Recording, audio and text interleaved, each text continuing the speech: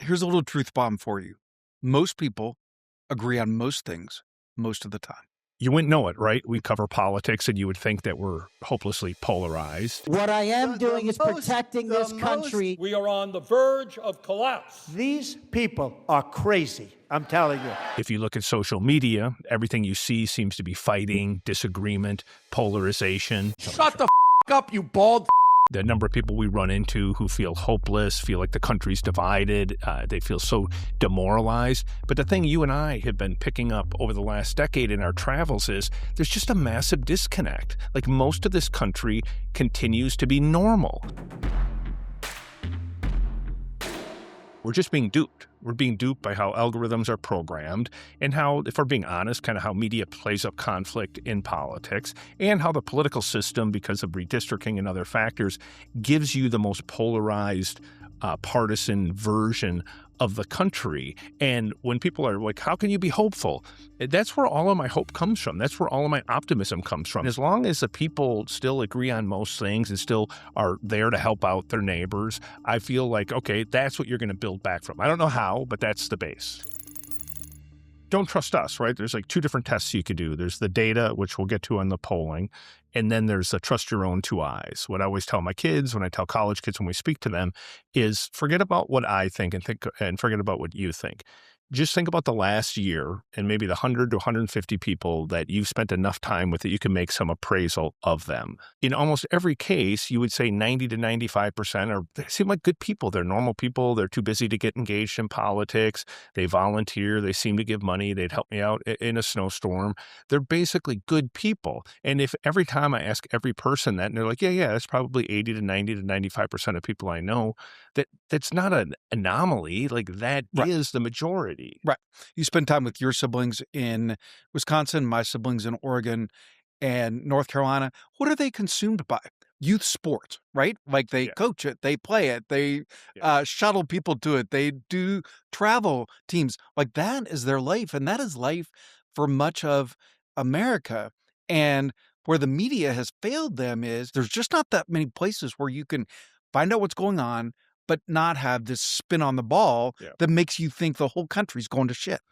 And then look at the data, right? If you just look at polling for all the division, and there is a lot of division, most people actually agree on most of the big topics. Like if you look at immigration, for instance, most people want to lock down the border, which has been done, and a lot want to figure out like a reasonable way for a pathway to citizenship for people who've not committed crimes. If you look at education, most people think the education system is a joke, that it's broken, and that you should figure out ways to, pay teachers more and expect more of students and mandate that people shut off their phones and social media while in school. But you keep going down the list. And again, most people agree on most things. The problem is that when you get to politics, they really don't have a voice. And a lot of it is because of redistricting, and not to get too much in the weeds, but it basically guarantees that you're going to have really, really stridently political people elected to Congress that don't actually represent the country. They represent kind of the most extreme versions of both parties. Somebody estimated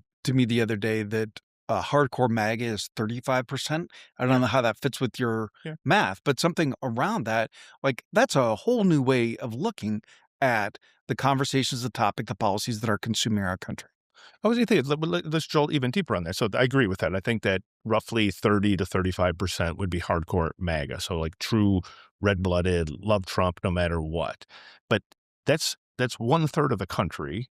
And it basically dominates American politics today. Well, why?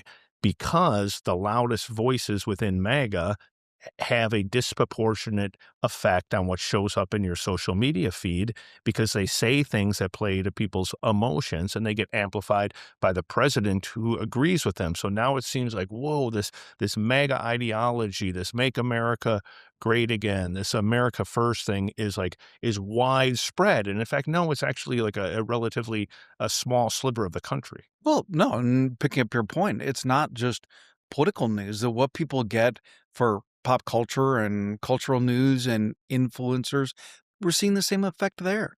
Yeah. And in terms of like, well, what can you do about it? I do think like you have to own your reality. And that sounds so weird, but you do have to own your own reality. You have to realize that what you're reading, what you're watching, what you're listening to forms your reality. One of the series we're about to do at Axios, at Axios.com is give you the tools to clean up your feed. Clean your feed. Clean your feed just to get rid of, like, over the years, you start following people, and next thing you know, and bots start following you. You follow back. There's all these things. You have a lot of bots, by the way. A lot of bots. You got like 400,000 followers on X, and like 10 are real. Touche. But clean that up, and then also just be aware of the news sources that you're looking at, and give yourself time to just put down the damn phone and just think and use your eyes. I just think that your eyes usually don't lie.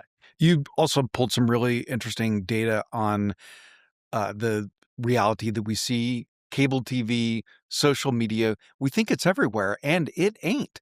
It is crazy, right? Like everyone's like, "Oh my God, did you see what Rachel Maddow said, or what that guy on Fox said?"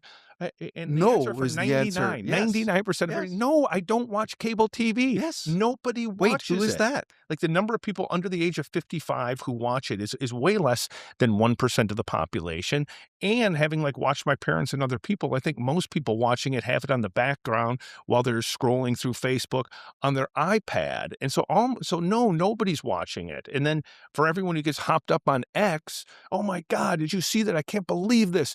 And 75% of the country, no, I've never downloaded the app. I don't use it.